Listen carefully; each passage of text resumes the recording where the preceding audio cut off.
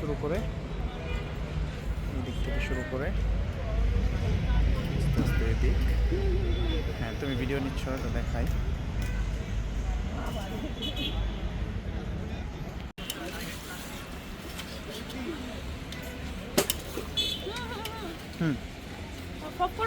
এখনো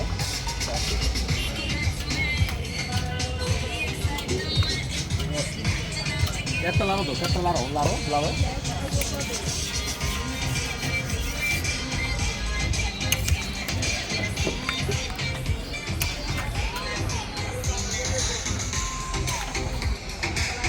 মায়ের হাতের রান্না।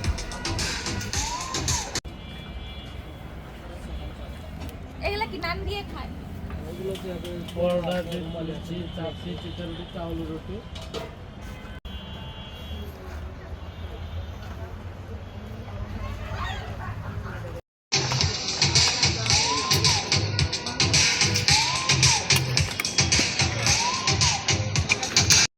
আপু আসেন তো একটা।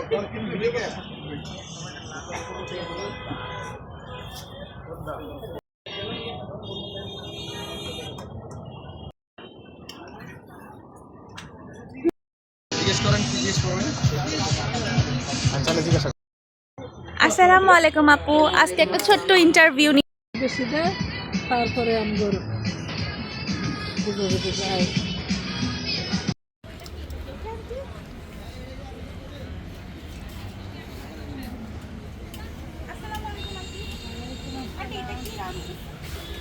গরু কালো বোনা অনেক সুন্দর ব্র্যান্ড, এর দাম কত? 250 টাকা প্লেট। এক প্লেট কতটুকু থাকে? 7 থেকে 8। এইটার মনে কলিজা। জি জি, এটা তো আর এটা বট, গরুর বট। এটা তো পাকড়া। এটা কাঁকড়া। পাকড়া কত করে বিক্রি করে? কাঁকড়া পা থাকে 4 পিস, বডি থাকে 2 পিস। 200 টাকা প্লেট।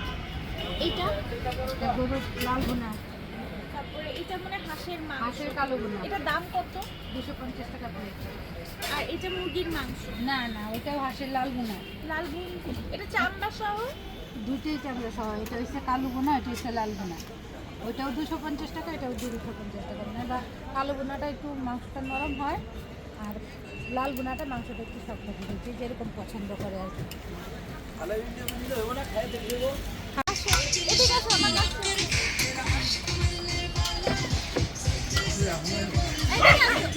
তুমি করতে থাকো না, একটু ব্যাকে যাও, ব্যাক ব্যাক। আসসালামু আলাইকুম আপু। ওয়ালাইকুম আসসালাম, কেমন আছেন আপনি? ভালো। এটা আপনি বানিয়েছেন?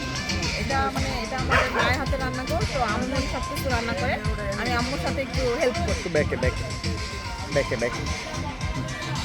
তো হলে মানে কেমন লাগে? আপনি তো নিশ্চয়ই গৃহিণী ছিলেন আগে। জি, আমি গৃহিণী এখনো, বর্তমানে আমার হাজব্যান্ড আছে, আমার দুটো মেয়ে বাবু আছে। তো রান্না বান্না কি আগে থেকেই পারতেন? আমি আম্মুর কাছ থেকে শিখছি। ওই তো মা, আমরা মেয়েরা তো মায়ের থেকে রান্না শিখি। তো রান্না কেমন মানে ব্যবসায় কাজে লাগাইতে কেমন লাগছে? জি, আলহামদুলিল্লাহ ভালো লাগে যে আমাদের রান্না করা খাবার মানুষকে অনেক প্রশংসা করে বা খুশি হয়, এই জন্য আমার ভালো লাগে। তো মানে অর্থনৈতিকভাবেও তো নিশ্চয়ই আয় করতে পারছেন। জি, আলহামদুলিল্লাহ আপনাদের দোয়ায় আর যতটুকু ইনকাম হয় চলা যায় আলহামদুলিল্লাহ। অ্যাটলিস্ট পরিবারকে তো সাপোর্ট করতে পারছেন বা নিজে কিছু কিনতে পারছেন, নিজের ইচ্ছা পার্সোনালি, হ্যাঁ নিজের পার্সোনালি, অন্যের উপর ভরসা হ্যাঁ, করা হ্যাঁ। লাগছে না। নিজের পার্সোনালি খরচগুলো করতে পারি, তারপর হচ্ছে বাচ্চাদের কিছু লাগলে কিনে দিতে পারি। জি। হাজব্যান্ডের শুধু একার ইনকাম দিয়ে তো হয় না, সাথে ওয়াইফেরও কিছু করতে হয়। এই জন্য আমি আমার আম্মুর সাথে থাকি, আম্মুকে একটু সাপোর্ট করি, আবার আম্মু আমাকে কিছু ভবিষ্যৎ। তো রান্না করে খাওয়াতে কেমন লাগে? জি আলহামদুলিল্লাহ, রান্না করে খাওয়াতে মানুষকে ভালো লাগে। যখন মানুষ অনেক খেয়ে একদম খুশি হয়, তখন আমাদেরকে অনেক তো প্রশংসা করে ভালো লাগে। আপনার মায়ের হাতের রান্নাঘর, এটা নিয়ে ভবিষ্যৎ পরিকল্পনা কি? মানে এখন তো মানে স্ট্রিট ফুড। জি জি, আমাদের মানে তেমন কোনো পরিকল্পনা নাই। আমাদের দোকান আল্লাহর রহমতে যথেষ্ট বড়, 3টা দোকান নিয়ে আমাদের দোকানটা। তারপরে ইনশাআল্লাহ চেষ্টা করবো সামনে একটু আপডেট করার জন্য দোকানটা। তো আপনি তো নিশ্চয়ই মানে বিবাহিত, এমনি প্রথম থেকে কোনো বাধা পান নাই এই পেশায় আসা? হ্যাঁ, ছেলে মেয়েদেরকে দেখবে, যেও না, করো না। হ্যাঁ, এটা আমার অনেক বাধা আসছে। আমার হাজব্যান্ডও আমাকে বলছে যে এগুলো করার দরকার নেই, বাসায় থাক। বাচ্চাদেরকে নিয়ে থাকবে। তো ভাবলাম যে যদি আমি যে কিছু টাকা আনতে পারি, এটা আমার বাচ্চার খরচ, আমার খরচ তো দাঁড়া, এখন তো বুঝেনি অনেক টাকা খরচ আসে। এখন কি হাজব্যান্ড খুশি?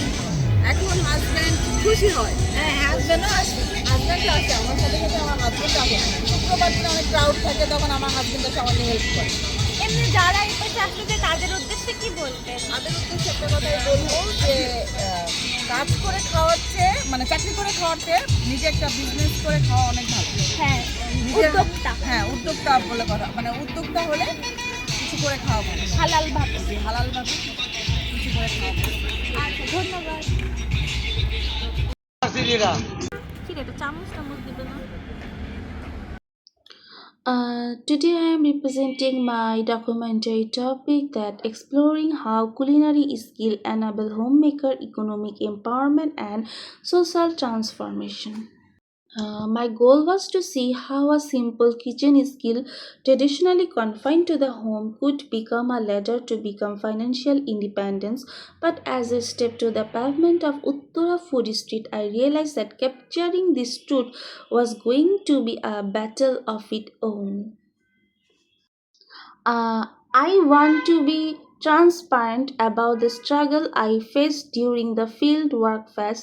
Conducting academic research in a controlled environment is one thing, doing in the heart of Uttar street food scene in another. The world of shyness and the disinterest. Many ladies are disinterested and they feel shyness when I am telling that I will take your interview.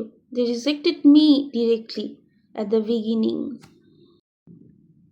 Honestly, my first and biggest hurdle was the human animal. When I approached these ladies, I was met with hesitation. Many were incredibly shy. They were not interested in talking at first. You have to understand these women are busy. They are managing fire, well, and hungry customer. Some people told me. To them, my question felt like a distraction from their survival. There was a sense of why does my story matter? I am just a cook. Breaking through the psychological barrier took hours of standing there, showing respect for their work before they open up. Even when they agreed to talk, I faced the sound problem. If you have been to Uttara Food Street, you know it's a cacophony. The roar of the traffic, the constant honking, the clatter of spatula against the iron oak, and the shouting of order. Huge noise, place of very huge noise, and the disturbing place. I tried to record the interviews, but the background noise was so overwhelming that the voices were often drowned out. I had to pivot, moving from digital recording to antique and understanding their pain and the suffering. I heard many stories and close to them, and just to hear a single sentence over the hiss of a frying pan. This taught me this field research isn't just about asking questions, it's about physically and mentally enduring the environment of your subject. Despite the noise and the initial reluctance, the stories eventually flow. I found that these women are not just selling food, they are selling their expertise. The economic empowerment they gain is not just about the money in their hand, it's about the social transformation. I repeat, it's about their social transformation. They mention how their neighbor now look at them with respect. They mention how their husband now look at them with respect. They mention how they no longer ask to permission for every small expense. The noise of the street, which was a problem for my interview, was actually the sound of success for them. Every honk and every shout represented a potential customer and a step toward their freedom. Many interviewees were not interested in being filmed. In fact, some were terrified. You have to understand the social context, they told me. I told them, don't worry, don't. No one will humiliate you. Even someone will tell me that they have a family restriction if their face was visible in social media. I told them no problem, I will manage, I will use it as private video. For years, these women have been told that their place is in the kitchen behind the scene. When I put a camera in front of them, they feel exposed. Some flatly refuse. They said my husband might not like it, or I am just a cook, I am not a business woman. I understand them, they are important. Somebody will understand by my explanation about their importance, and they thank me also. Even the one who agreed were difficult to manage. They would freeze up, they would give short, robotic answer. I would ask, how does it feel to earn your own then money? And they would just shrug and say, it's fine. Actually, we feel that their social transformation, that they are the example in our society, and the changes of the social transformation, that they use their skill, culinary skill, and by using this skill they are earning now money. It's a big thing, but we fail to understand them that it's not a big deal or big way or big source of earning. There was a massive narrative problem. If they didn't show passion, my documentary on empowerment would fail. I realized that their reluctance was not just shyness, it was a lack of confidence. One auntie whose age is near 50, she's making pita, traditional pita, and I look at them in fantastic way. I requested her for time. She rejected me. I am not confident. I have no uh, I have no way of talking, energy. I am so tired. I nervous when I see a camera. Please move away from me. So I give her respect and move away from her and take my camera from her.